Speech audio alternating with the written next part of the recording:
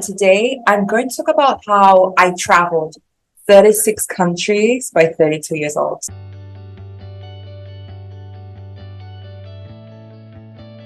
Hi guys, this is V Memoirs, aka Veronica. Welcome to my YouTube channel where I discuss tips, ideas, and share lessons on how I cultivated my ideal lifestyle as a diaspora. Today, I'm going to talk about how I traveled 36 countries by 32 years old. So this is just generic tips and tricks, and also sometimes mindset as well. The first thing that I managed to do to achieve traveling to 36 countries by 32 is by being intentional. Every year I would start off with my year kind of setting exactly where I want to go that year. It diversifies each year according to what region I'm living in and just sometimes how I'm feeling. And also sometimes a kind of income earning that year. But just setting that goal at the beginning of the year, having that vision and the manifestation to reach that goal.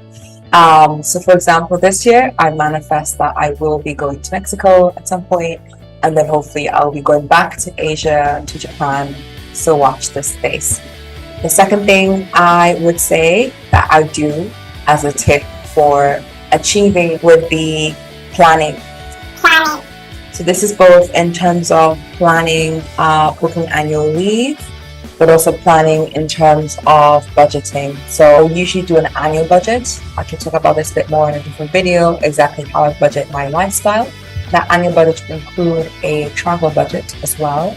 And when exactly I'm expecting to buy the flight, and then when I would expect to start paying for paying for the hotel and other activities. So just having that intentional planning early in the year, it's very important.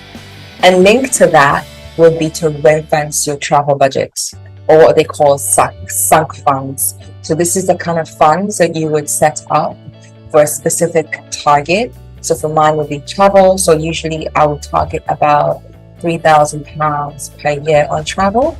It sounds like a lot, but actually if you think about all the number of costs you spend on going out with friends, shopping, you don't really account for.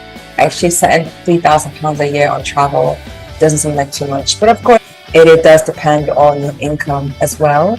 Third thing I would sort of advise to trying to achieve traveling like I did for 36 countries and by 32 is taking advantage of geography. I've been very much in the privilege, and I know that I'm privileged to live in 3 different geographies throughout my lifetime. So the first one, obviously, I lived in the UK. When I was living in the UK and I got my first job, my first paycheck I think went to me traveling back to Tanzania, of course.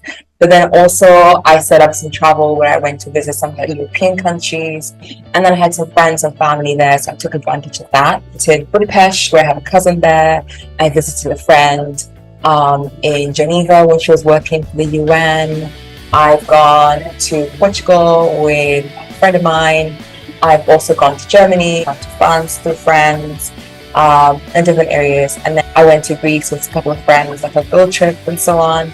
And then eventually when I moved to Asia as part of my fellowship, I was working in international development. I then took advantage and traveled around Asia. So then at that point I went to Malaysia, I went to Bali, I went to Thailand, I went to New Zealand, then moved to Africa to work in the fellowship that I mentioned in my other video.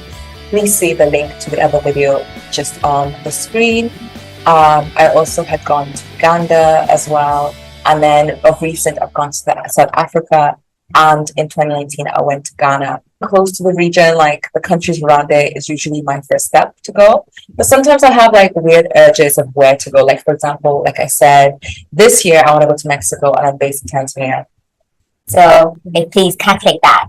The thing that I would like to tip when it comes to traveling, just creating a traveling lifestyle, would be to make travel friends. So one of the most difficult things I know that people face when it comes to travel is when you set a traveling target, you tell your friends that we're traveling this place, they agree, you go on, you set a date, you start booking flights, and everybody delays, and then you're kind of waiting on everybody else so you can book your flight and book your hotel, and then eventually you just give up because you're like, no one seems serious enough to travel, and I can't go by myself. Especially you black people, I'm seeing you, I see you. So the first tip is don't be scared to travel solo. I think some countries are actually amazing traveling solo, and there's a bunch of blogs and advice online about how actually it's more beneficial for you to travel alone. You should do a lot of self-discovery, and a lot of good things come out when you decide to travel alone. If you don't want to travel alone, then the other tip is to make travel friends. This is obviously easier said than done, but you can spot them out. Like, just look for people who just love to travel. I'm sure you can find them around your circle. It was a bit easier because I work in international development, so I'm surrounded with people who like to travel. Like, that's what they do. And both of my fellowship locations that I travel to in Asia and Africa, my friend, housemate then, now friends, were traveling addicts together. Then we'll book things together. And then because now we don't live together anymore, one of them's living, actually both of them are living in the US, we now just make it a plan to travel to each other or to a country with each other every single year. And it just makes it easier. And they're very serious about travel. And then the last thing I would very much advise and tip when it comes to just creating a travel lifestyle would be to just take a leap of faith. Sometimes I think we overthink travel. I know that I have a lot of friends who look at me and just think like, wow, like you just must be like this free spirit that you just book a flight and go. Things might not be true. I am a bit of a free spirit. However, it's not really as difficult as you think. I mean, there might be complications, especially during COVID-19, where traveling just seemed like a whole mess, like you don't want to be involved. There was COVID certificates and vaccine certificates and this PCRs. It was ridiculous. That was a really bad time to travel. Also, this is a cause for people who don't have visas to some countries. Some of the countries are easy to travel to. Literally all you need to do is book a flight and just take that leap of faith. Like, just commit, book, and never look back again. Book a flight, you have no way back.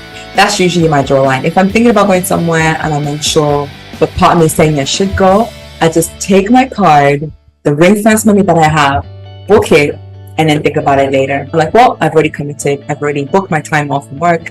We're going now. I'm not going to think about it 3 times. So that usually is the most helpful thing. So guys, that's my tips for traveling or creating a traveling lifestyle and how I achieved to travel 36 countries by the time I'm 32. Please check out the links below to all my itineraries and travel itineraries on my website. I also do produce travel blogs, so please check out the latest travel vlog that I have that has an interlinked travel blog if you're a reader, and it has all the tips and tricks and all of the different prices and the itineraries and activities you can do in different countries. Thank you again, and please don't forget to subscribe.